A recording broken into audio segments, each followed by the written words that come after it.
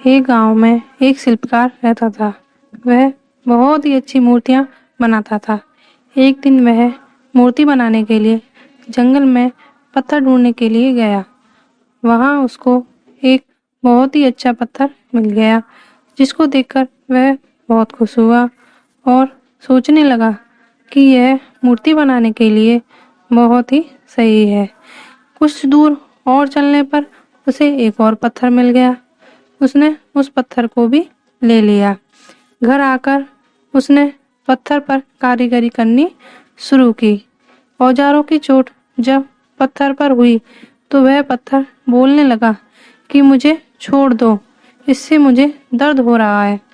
अगर तुम मुझ पर चोट करोगे तो मैं बिखर कर अलग हो जाऊंगा।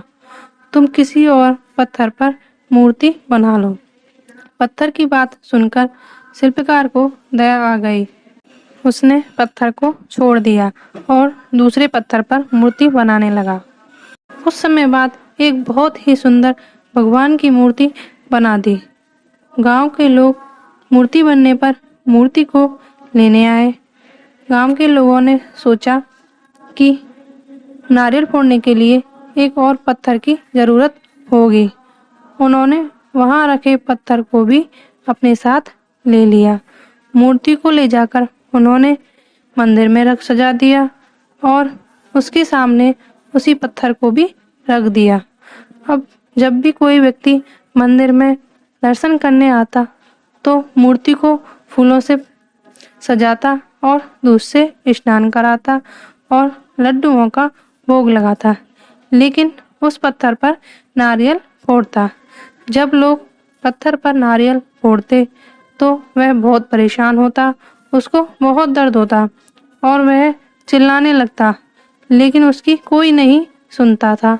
उस पत्थर ने मूर्ति बने पत्थर से बात की और कहा, तुम तो बड़े मजे से हो, लोग तुम्हारी पूजा करते हैं, तुमको दूध से स्नान कराते हैं, लेकिन मेरी तो किस्मत ही खराब है।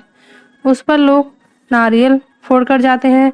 इस पर मूर्ति बने पत्थर ने कहा, जब शिल्पकार तुम पर कारीगरी कर रहा था, तब यदि तुम उस समय उसको नहीं रोकते तो आज मेरी जगह तुम होते, लेकिन तुमने आसान रास्ता चुना, इसलिए तुम अब दुख उठा रहे हो।